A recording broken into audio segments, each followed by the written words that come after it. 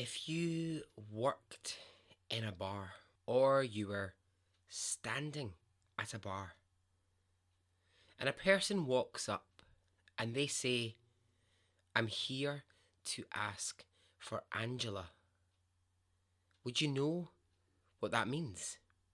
Would you understand that when someone looks you right in the eye and says the words, "I'm here to ask for Angela," that person was actually asking for your help? That male, that female, that person, when they're looking into your eyes and they're saying, "I'm asking for Angela," that person is giving you a code. And it's code for, "I need your help. I feel like I'm in danger. I need protection." It's code for, "Help me.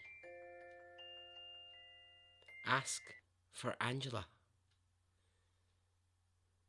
Those three words exist for a very good reason.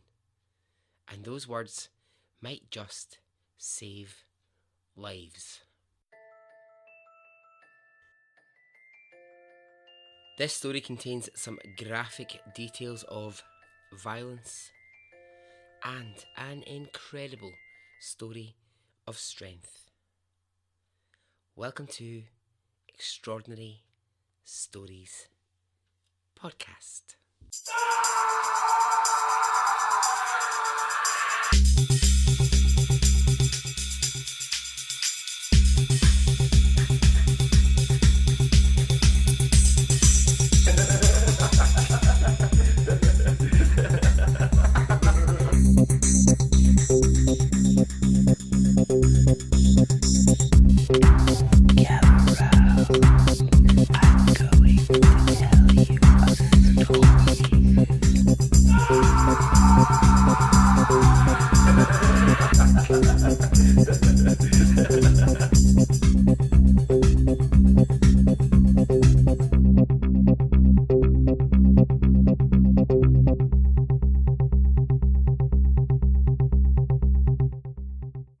Hey, how are you?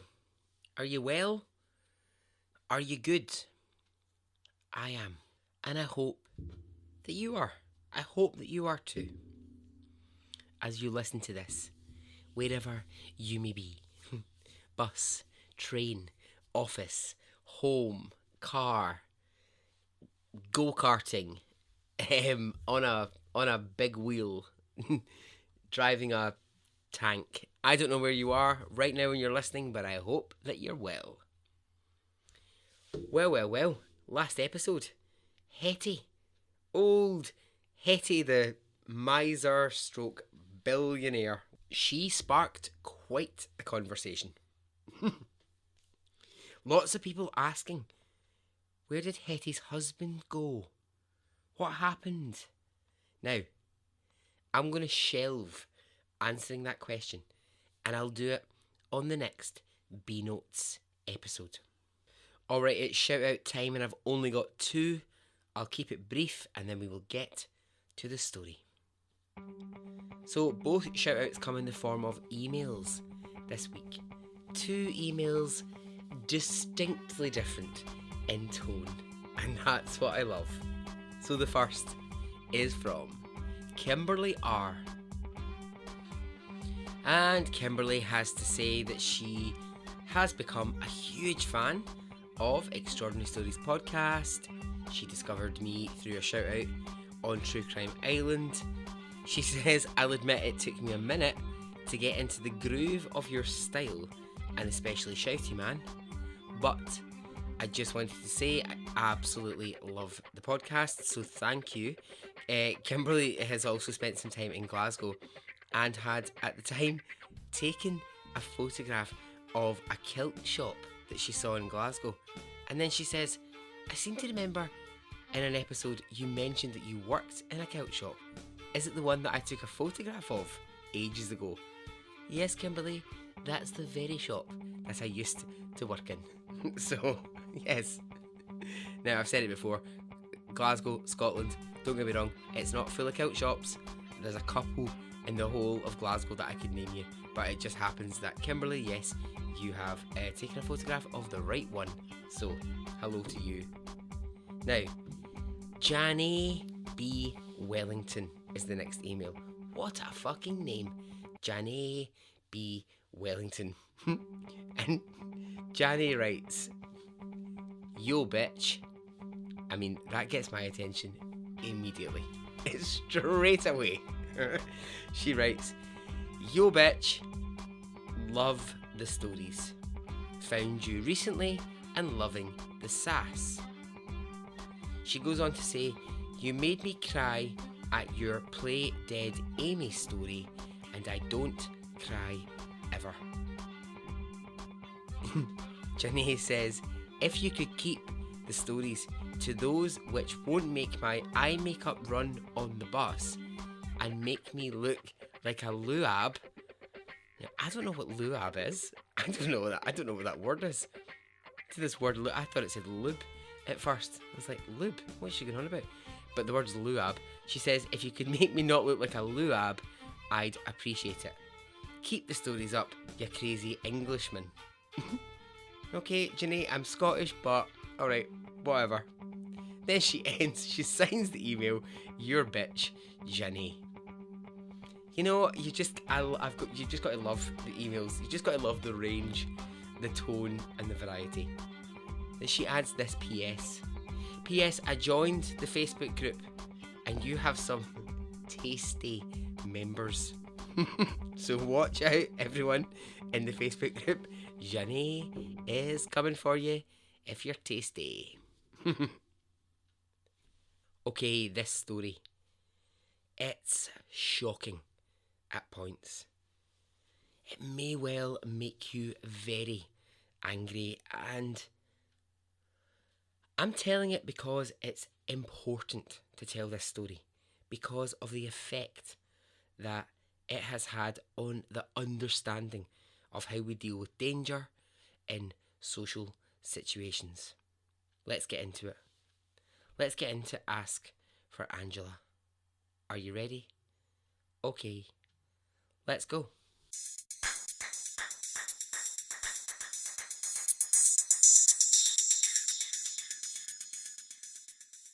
Alright, so we are in Australia, and we're in New South Wales, an area called Port Macquarie. Port Macquarie is how I'm going to say it. And this is where we meet a young, beautiful female called Angela J. Angela's in her mid-20s. She is blonde, slim, very pretty. And it's important that I tell you that detail, and it will become clear why later.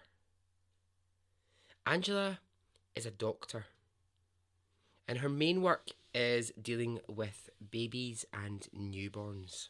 So here is Dr. Angela J. She's young, she's free, and single. Now, Angela had been married before. She'd actually got married at about age 23. She's now 28, and her and her husband, they drifted apart. They got married very quickly. It didn't really work out after a couple of years, and at age 28 she finds herself divorced. It's a real shame when that happens, but you know, I think it really does happen. I've got two friends who were divorced by their mid-20s, and you know, it's a shame, but it just didn't really work out for Angela. But here's the thing, Angela doesn't find herself in a place where it's like, oh, this is terrible, I'm never going to go near another man. She spends some time, gets over the divorce, gets over the fact that didn't work, and she decides that she's going to date again. Now, Angela is. I already told you what she looks like, roughly, but she is a catch. She is a hottie. A babe. I'm trying to come up with as many rubbish terms as I can. She's a fox. She's one hot mama. Alright, I'll stop with the terrible ways to describe. I think that's probably just showing my age. I'm sure the kids these days would be like, she's lit, she's fierce, she's faff, fit as fuck. Anyway, Angela does what many people do, and she takes to the world of Tinder. So I think everyone knows what Tinder is, but very briefly, if you don't, it's an app where lots of single people are looking to meet other people. You basically match with someone, and then you decide, do you want to go on a date? And now, so for Angela, she is a doctor and she works long, long hours, but when she has precious downtime, she makes sure that she doesn't waste that time. She tries to use it to go on dates, meet men, have fun. So she's been on a few dates here, there, but nothing much is really happening. And then she meets someone and she thinks, okay, this might be slightly different. The guy that she's met, he seems like he is just the right match for Angela. His name is Paul Lambert. Paul Lambert is an insurance manager. He's 36 years old, so that would make him 8 years older than Angela. So now, lots of people do Tinder for sex. They do it for just hookups, just to meet someone for a weekend, but not these two. They were both quite clear from the start that they were looking for a relationship. And when the two of them meet for a first date, they really hit it off. They really get on well. And Paul, now he doesn't live nearby, but he starts making massive distances. He starts travelling lots just to spend time with Angela. And she describes him as charming, attentive, funny, and intelligent. What did he look like? Well, Paul was tall, handsome. Angela takes Paul to meet her family after 2 weeks of dating. And I love this. I absolutely love this.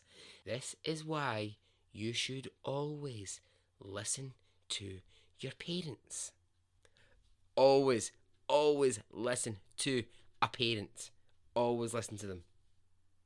Angela's dad is the first person in the family when Paul is introduced to get a very weird feeling. He immediately thinks something is not right. Something isn't okay with this guy. So Angela and Paul, they're going out, having dates in bars, they're going to restaurants, they're doing things together. And they're dating for now maybe a month. But it's after a month, Angela starts to get some really niggling doubts. What do I always say about niggling doubts? Listen to your gut. Listen, it is telling you something. It's telling you, it's your primal instinct telling you something isn't right. Angela doesn't always really feel that safe around Paul. She's starting to get these weird, possessive vibes. He wants to kind of know where she is all the time. He wants to make sure that there's no other men involved and that no other men are trying to make any moves on her. And it's starting to really freak her out. They would go to places and she would be thinking, where is my exit out of here? So if they're sitting in a bar or a restaurant, she's actually starting to think, if I had to run right now, where would I go? How would I do that? What's the best way for me to get out of this situation? Because, we're at dinner and he's suddenly becoming a little bit possessive, or he's becoming a bit too much, and I need to know my escape route. That's not good. I mean, if you feel like that in any way, get yourself out of that situation. This is where I'm going to come back and talk about Ask for Angela. I mean, I'm pretty sure from everyone listening, there are going to be some terrible, terrible date stories. I'm sure we've all had some. Really, I've had fucking plenty. Including, right, this is one of my worst. I'm going back like maybe 10, 11 years. I went on a date with someone who, halfway through the first drink, said to me, I'm sorry, this just isn't going to work. Bold as, I'm sorry, it's just not going to work. And when I asked why, the response I got was, this is not going to work because we aren't compatible looks-wise. Okay. So in other words, you clearly think you are some sort of model and you think I'm not. I mean, I'm no Brad Pitt, Keanu Reeves, Channing Fathom, whatever his bloody name is. But also neither am I I'm not Danny DeVito. Do you know what I mean? Give me a break. Anyway, that person left. And I have to say, it's such a lovely and a warm feeling when you go on a date with someone and you're not even finished your first drink. They get up and leave and you have to finish that drink by yourself. Oh, it's good times. It's great. So, Angela and Paul, they date for a few months, but Angela is now starting to really feel like Paul is smothering her. And she decides she doesn't want to continue the relationship. Okay, so Paul, the man that everyone thinks is charming, is so lovely. How does he take this news? Well, he doesn't take it well. Oh my God, he does not take it well at all. He starts saying to Angela, I will kill myself if we split up. I will never cope without you. It's been 3 months. This is intense. But in Angela's mind, it's done. It's finished. And she draws a line. She says, look, no, I don't want this anymore. It's finished. But he keeps harassing her. Text messages, phone calls, turning up at her work. And she's like, oh, how do I get rid of this guy? How do I just get rid of this fucking man? So, a school reunion for Angela comes around. And, as odd as this is going to sound, she actually invites Paul along. And I know that sounds really contradictory in terms of the fact that she's trying to get away from him. But actually, what she's trying to kind of do is she reaches out to him and says, look, why don't you come to this school reunion with me? Not as my date, but we'll just go and we'll, spend a bit of time together. I think what she's trying to do here is she's trying to sort of placate him. She's trying to see if what she can do is, by spending a little bit of time, token time, she can somehow calm down his drama. So anyway, this is Angela's reason. She thinks, okay, maybe if we just spend the night, but it's not a date as such, it's in a big, huge social environment. Does it work? No. Does it fuck? During the night, he has a lot to drink, and he goes nuts at Angela for breaking up with him.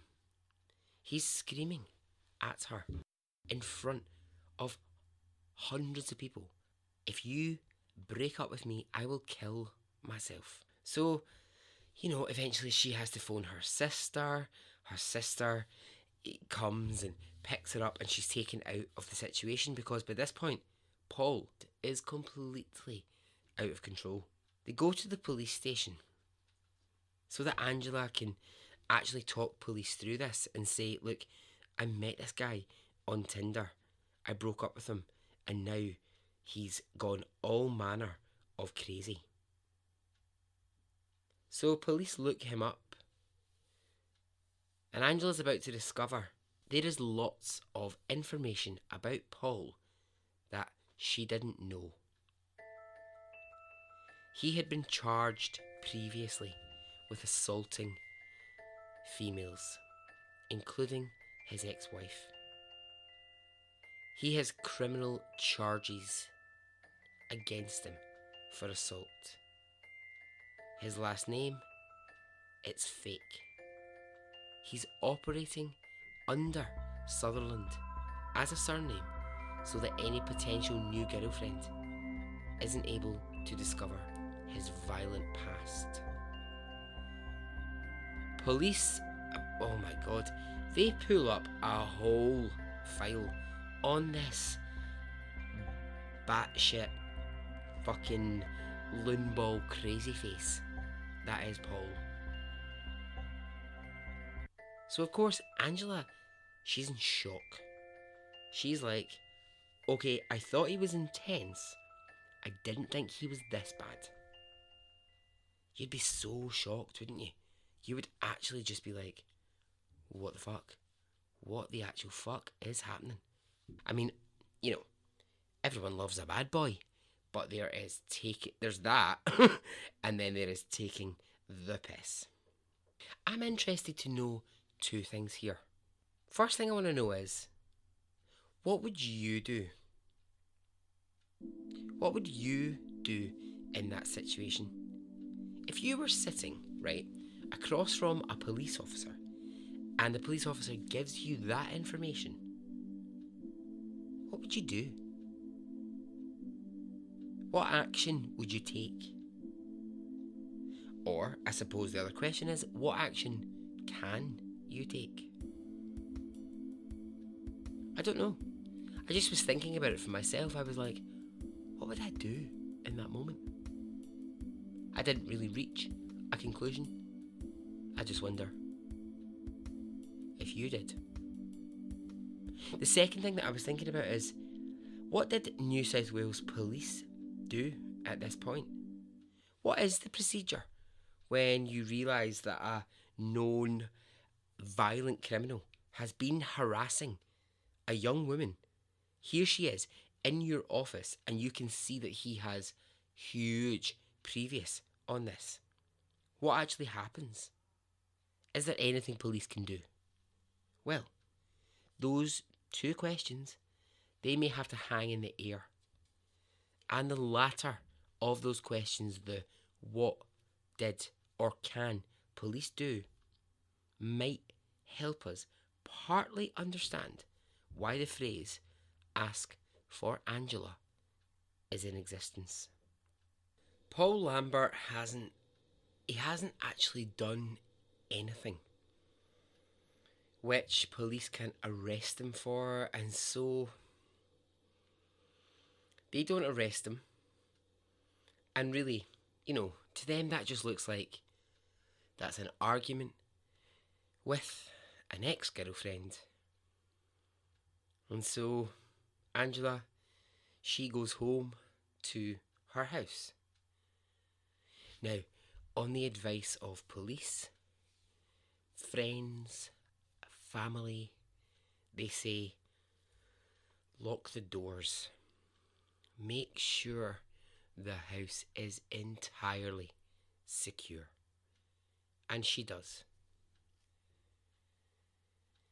And so inside her house, locked up, she waits and she hopes that Paul might just fade into the distance. 2 days pass and she hears nothing from Paul. But Angela, she still can't relax. She just can't shake the feeling that he might appear. So 2 days after that incident at the party, it's a Sunday. Angela has a day off. She's at home. She's in her living room and she sees a figure walking up her driveway. And it's Paul. He's carrying a bag. He has come to stay. Angela meets him at the door. And she's like, "What are you doing? Why are you here?" And he says, "I just want to stay for a few days and we can work this out." Angela tells him to go. She says that she does not want him there. They end up in a screaming argument in her driveway. Paul is insisting he's come to stay for a few days. He wants to work it out with Angela. And she says, "Go away. You're starting to scare me. You're really frightening me." So he goes. Angela at this point, I think she does the right thing. She calls the police. And she asks for, well, essentially what is a restraining order. But the problem is, police are willing to issue that restraining order, but they don't know where Paul has gone. That's the issue. He's just kind of vanished. So they can't actually issue anything that's going to protect Angela. Within hours of the argument on the driveway, Angela starts receiving messages from Paul saying the following things. "I have keys to your house. You are not safe. I won't be rejected." Of course, Angela is terrified. Fucking terrified. But she's strong, Angela. She's strong. So she decides, okay, I am just going to go about my life because I can't let this man terrorise me into becoming completely immobile. I can't let this man terrorise me into a position where I'm not leaving the house. I'm going to go back to work. And so she does. She starts to go to work, do her shift, deliver babies, look after newborns, and then she comes home at the end of the day, all the while in her mind concerned that Paul is somewhere. He might turn up at any moment. What Angela doesn't know is that Paul Lambert is staying in a nearby hotel and he is watching her every move. He's watching her go to work and he's tracking her when she goes home.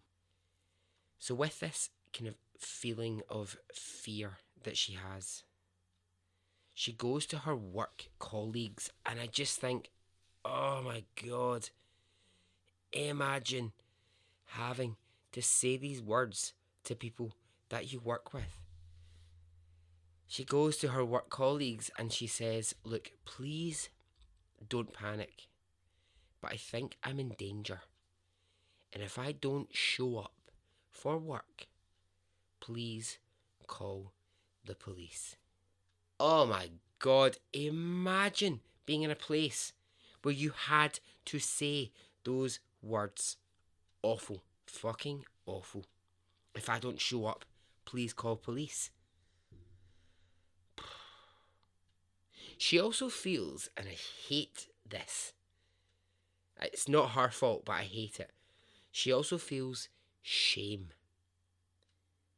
She feels shame at this point that she's got herself into this situation, because this started as just fun on Tinder, and now she's found herself in this situation where she has a man who she is actually scared of, and so she's embarrassed.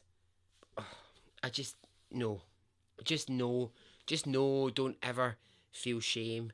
Don't ever feel that fucking horrible. It's not your.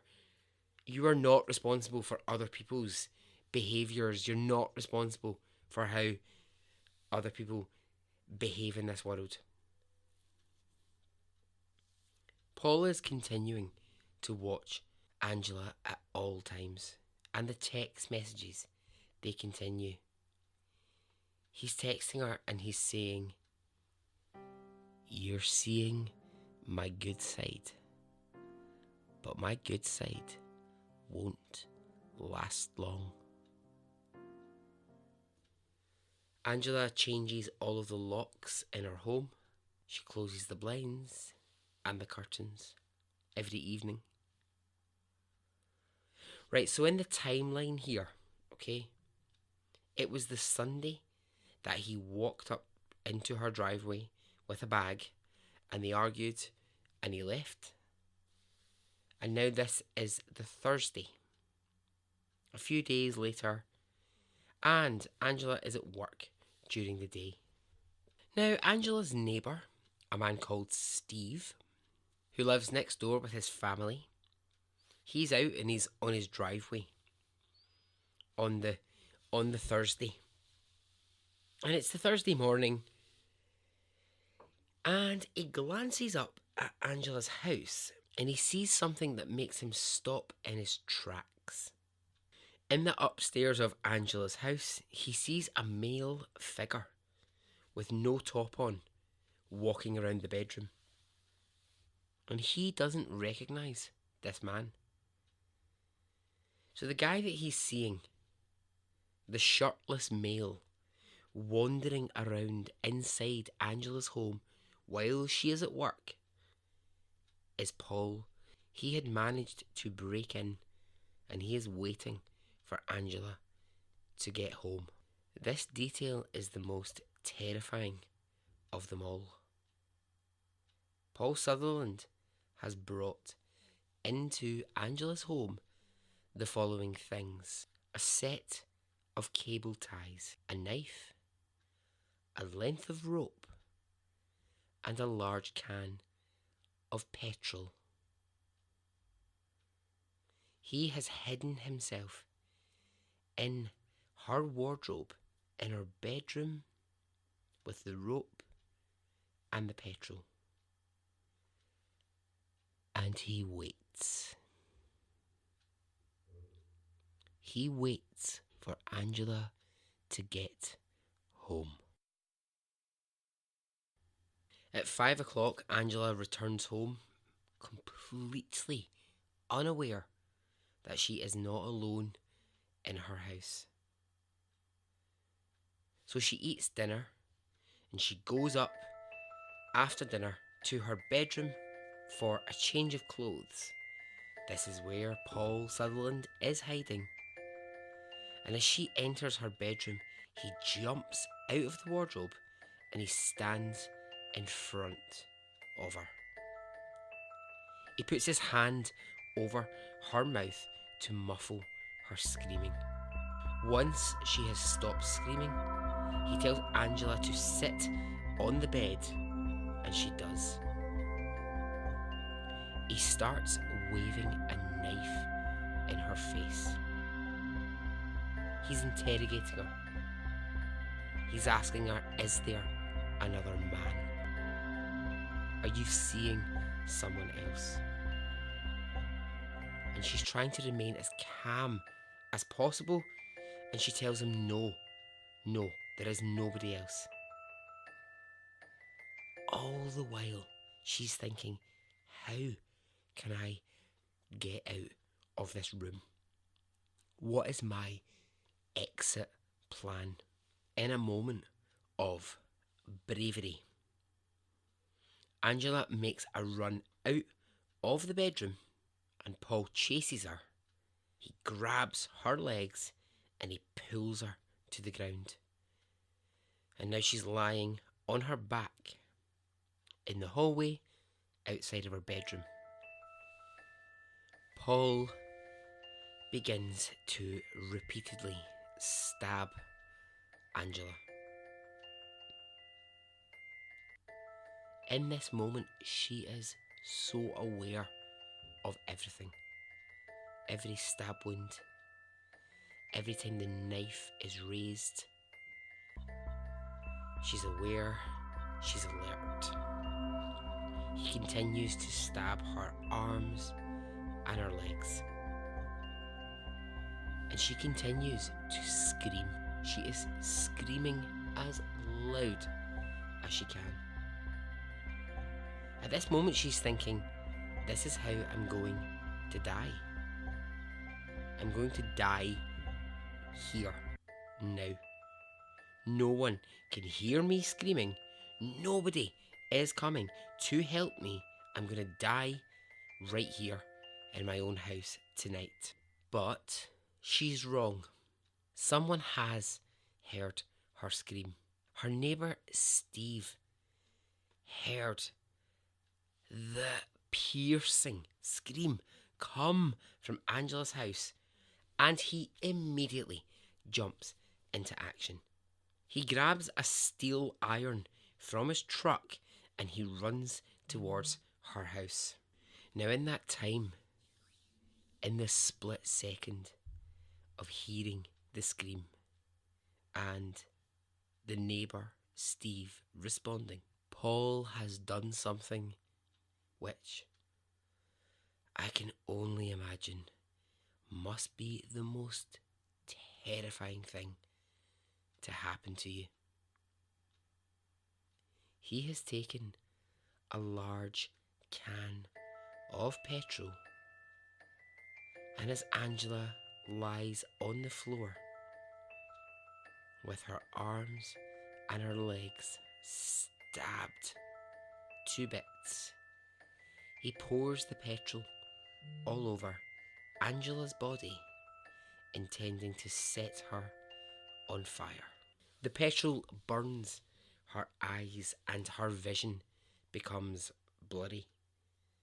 The petrol goes into her stab wounds, and Angela is thinking at any moment now, he's going to set me on fire. Once the petrol can is empty, Paul takes a second to throw it away, and in that moment, when he's throwing away that fucking split second, Angela gets up from the floor and she runs. She runs towards her front door. Down the stairs, through the hall, she heads for that front door. And when she gets there, she meets the neighbour, Steve. He's just arrived at the house. He's heard the scream, and now he's here. Angela runs into Steve, and she's shouting, I'm going to bleed to death. Please call an ambulance. Neighbour Steve, he lifts Angela up. He physically picks her whole entire body up and he carries her away from the house. He takes her next door to his house and he places her down on the concrete floor of his empty garage. He then calls emergency services. You can go and you can find and you can listen to Steve's call to 911. It's quite tough listening. This guy, this lovely man in his early 50s is looking at his neighbour covered in blood, covered in petrol, and he's in so much shock. It's the 911 call. I keep saying 911. I don't mean 911 fucking one. I mean whatever it is, whatever the Australian code is. He's really having a hard time dealing with this. But she's with him, so that's fine. Now, this is where I think Angela deserves a fucking medal. Remember, Angela is a doctor. She then instructs, right, at this moment she instructs Steve and Steve's daughter, who gets involved, in how to help her. She gets herself really calm and she starts saying to them, okay, you need to go and you need to get me towels and you need to get me sheets, and this is how I need you to wrap that around my arm, wrap that around my leg. She's actually instructing Steve and his daughter on how best to stop the wounds from excessively bleeding so that she doesn't bleed to death. I just think this idea of her lying there, covered in stab wounds and petrol, saying, this is how you're going to save my life. I just think it's such a wonderful, wonderful thing, because she is losing a lot of blood. She says to the neighbour Steve, I need you to go and get some water, and I need you to wash my face and wash my eyes out because I can't see anything. And he does it. Of course he does it. So the ambulance arrives and Angela is taken to the hospital. Neighbour Steve, he jumps in the back of the ambulance with Angela. And on the way to the hospital, Angela's phone, which has been in her pocket the whole time, her phone begins to ring. Steve takes out the phone from her pocket. In the ambulance, he answers it and he says, hello? And the voice on the other end asks this: how is she? It's Paul. Oh man, what a cheek. What a fucking cheek to phone her phone while she rides to the hospital after what you've just done to her.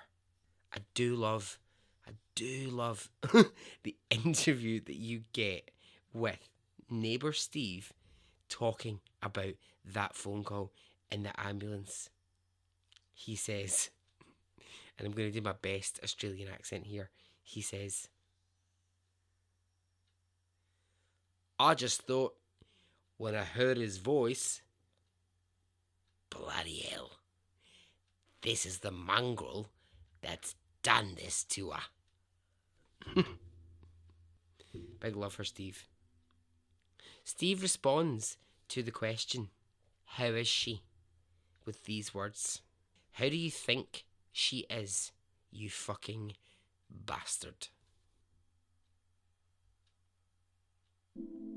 Paul is now in his car, speeding around the city, and this is just getting bizarre. He calls police and he starts to talk about the crime, but he starts talking about it in the third person. It's so odd. So he starts saying to police, this man entered a woman's house tonight and he stabbed Angela. He jumped out of the wardrobe. He stabbed her and he covered her in petrol, as if it was not him that had actually, like, this is him calling police, but he's actually talking about it as if he had watched it happen. It's very bizarre. He also says to police, and this is really chilling, he says, "You better get police to her mum and her sister as soon as possible, because I can't guarantee that they will be safe." Police are on the phone to him saying, "Look, turn yourself in. Look, you've already called us. Please just turn yourself in." And he's saying no. But police are able to track where he is using the mobile phone reception from the call that he'd made. So police chase him and they manage to find him. And they surround him in his car. They ask Paul to get out of the car, and he does, but he's carrying in his hand the knife that he used to stab Angela. Police try to taser him, but it doesn't quite work. Paul gets up, he runs away from police, and he's still carrying his knife. When two police officers catch up with Paul, he attempts to use the knife to stab both officers. And at that moment, two shots are fired. The second shot is the one which kills him. Now, Angela is badly hurt. She has 11 deep stab wounds across her body, but she will survive the attack. I mean, it's too little, too late, but police now do a thorough search into who was Paul. Well, it turns out Paul's history of stalking was horrific. He had been deported from the USA for stalking a TV news reporter who looked exactly like Angela. Paul Sutherland had a type of female that he very much liked. Blonde, slim, very pretty. And it turns out when police looked back at his life, he had stalked and attempted to hurt at least 5 women who all looked almost identical. Psychology reports are discovered and they inform everyone that Paul Sutherland had been diagnosed previously with borderline personality disorder. So, Angela spends a couple of weeks in the hospital recovering. She gets stitches across all of her stab wounds. But within 3 weeks, Angela has returned to work. She's a strong lady. She is a strong lady, Angela. She moves out of the house where the attack happened. She buys a new property. And now Angela uses her experience, years on, to support organisations who fight to stop violence against women and to raise the dangers that can befall you. Won't always befall you, but can when you're meeting someone online. She's become actually a really great role model, and she talks globally about how her experience can help other people. Now, what about neighbour Steve, hero neighbour?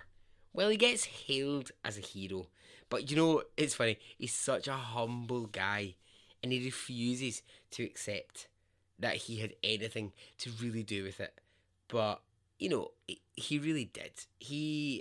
That if neighbour Steve hadn't heard that scream and gone running towards that house and, physically carried her from that property, then who knows what would have happened to Angela. But he will not accept that he's a hero in any way. The truth of it is that actually he went through massive fucking trauma after it. He went through so much trauma after that event, and I can understand that. Now, when I started this episode, I mentioned the words "ask for Angela." Now, "Ask for Angela" is such a brilliant campaign. So what is it? Well, it's a campaign that started in the UK about 4 years ago. And it's this. If you're in a bar, if you're in a restaurant, and you're there on a Tinder date, you're there because you've met someone through, what's that one? Plenty of Fish. Grindr. Anywhere. Any fucking where that you've met someone online. If you go to the bar and you say, "I need to ask for Angela," what that means is, to the bar staff, you're in danger, or you don't feel safe. And so at that point, bar staff will get you out of the situation. But they'll do it discreetly. So how they'll do it is, if you go up to the bar and you say, "I need to ask for Angela," what they'll do is they'll call you a taxi. Taxi will arrive, and they'll find a way to get you to the taxi, very discreetly, no fuss, and you're gone. If the bar staff or the restaurant staff sense that the situation is much more urgent, what they'll do is they'll take you into a staff room, or they'll take you into somewhere that they think is safe to be away from your date. It's largely designed for women, and well, I would like to hope as a male that the same rules existed. Not entirely sure that they do, but I would like to think that they do. But it's mainly there, and it's so important that it is, for any female who feels vulnerable on a date, on a meet, on a "I've just met this guy 3 hours ago" on Tinder, to go to somewhere and just say, "I need to ask for Angela," and be safe in that situation. It's like I said in the beginning, it's essentially code for, I need your help. I need out of this situation. It's almost the, you know, that thing of going, like, we talk about, like, sometimes something happens, you go, "Oh my god, I need an adult in this situation." It's almost that. It's going, I need someone else to help me at this moment. I need an adult to help me in this situation. And it's a way for people to feel safe. It's a way for security. It started in the UK and it has spread everywhere. I know that it exists in Australia just now. Don't know if it exists in America, but it's all through the UK. And there are posters and flyers and so much social media coverage of the Ask for Angela campaign. And I think it's so important. It's so absolutely vital. Because, you know what?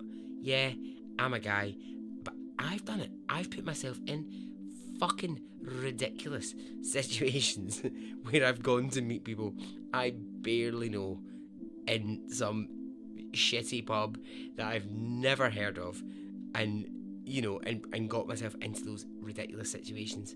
So I really hope that people will use it as a way to not find themselves feeling vulnerable. Now, the Ask for Angela campaign doesn't come directly from the Angela J story that I just told you, but when I did some research and I looked into the people who started Ask for Angela, they cited that the Angela J story of meeting someone on Tinder who would later stab you in your home, pour petrol on your body and attempt to set you on fire was a major factor in the start of this campaign. And so ends the story.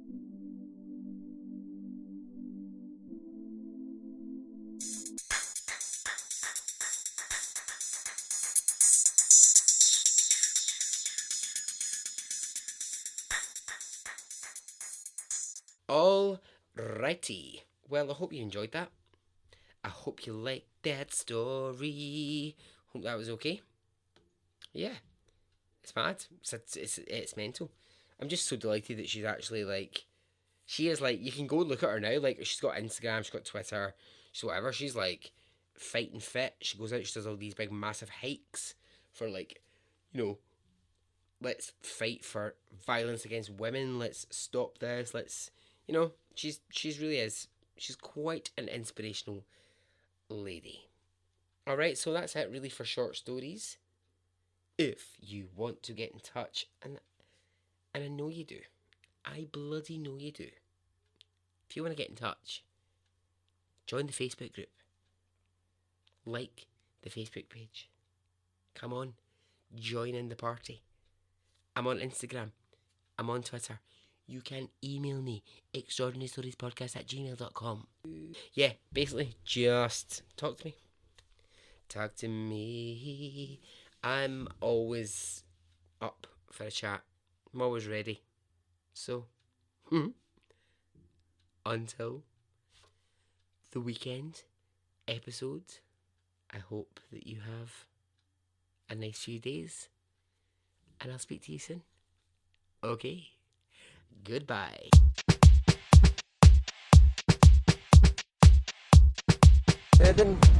It didn't affect me really one way or the other.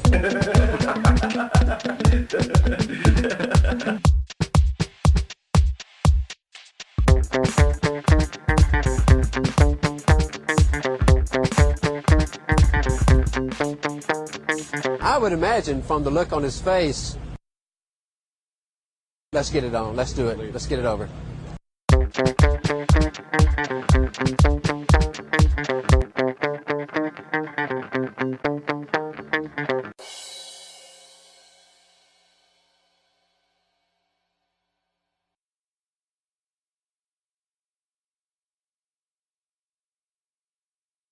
Let's get it on, let's do it, let's get it over.